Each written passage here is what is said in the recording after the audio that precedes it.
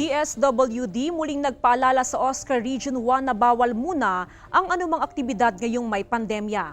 Ang ibang detalye sa report. Ngayong araw ang simula ng selebrasyon ng Elderly Filipino Week.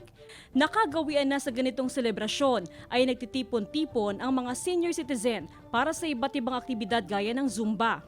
Pero dahil sa nararanasang pandemya, kinansila ng Department of Social Welfare and Development Office o DSWD Region 1 ang anumang aktibidad, lalo na kung face-to-face. Sa Mangaldan, Pangasinan, noong nakaraang buwan pa na abisuhan ng mga senior citizen na walang selebrasyon. Nag-anunsyo rin ng Office of the Senior Citizen Affairs o OSCA na hanggat maaari, iwasan muna ang paglabas sa bahay, lalo pat ilang senior citizen sa bayan ang tinamaan ng COVID-19. Babahala kami sa pagdami ng COVID dito sa Mangaldan, lalo na yung mga affected yung mga senior citizen natin, kaya meron kaming na pag hindi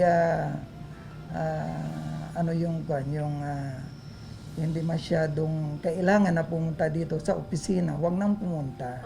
Bagamat may pandemya, patuloy pa rin ang pagkilala ng DSWD sa mga senior citizen.